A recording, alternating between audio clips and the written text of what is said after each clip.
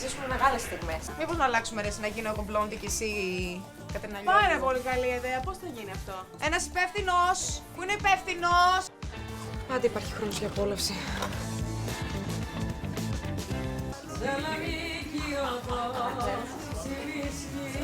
Είμαι εγωιτευτικότατη. Νομίζω θα το υιοθετήσω. Σήμερα, παιδιά, μου κάνουν το πιο ωραίο κομπλιμέντο που μου έχουν κάνει ποτέ.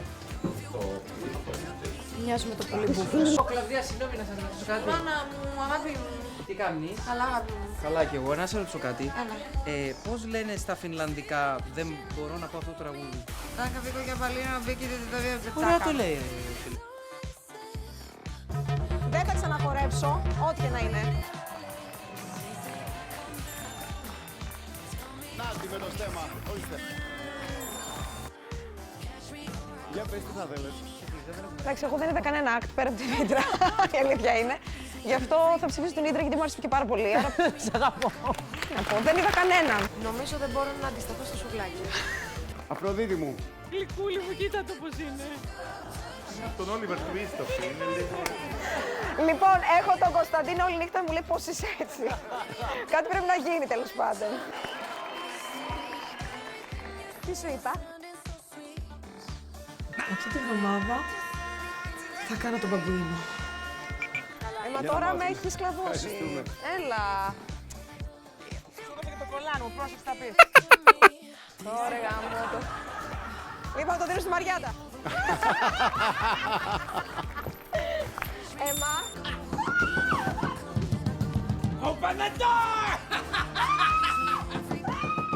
Παραδοθήκα σε σένα, αχ δεν με νοιάζει για κανένα.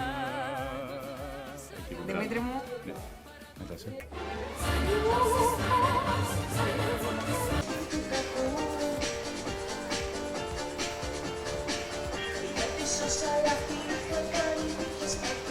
Την Αφροδίτη, Αφροδίτη μου. Με συγχωρείτε. Η Αφροδίτη θα πάρει το τάλιρο. Εμένα που με βλέπεις, περπατήσα σε δρόμους, έξω από τους νόμους. Θα κάνω την Παιδιά. παλιά Νατάσα. Την παλιά Ποια Νατάσα. παλιά, δεν υπάρχει τώρα. Φετινή θα κάνεις. Φρέσκο πράγμα. Τη φετινή. Άμα να χορέψουμε σένα, το δέχομαι. Μόνο έτσι όμως. Περαστικά, περαστικά. Στην τρυφερή ψυχή της αυτοκαταστροφής, την Αφροδίτη, που της έτυχε το κουνέρι αυτό.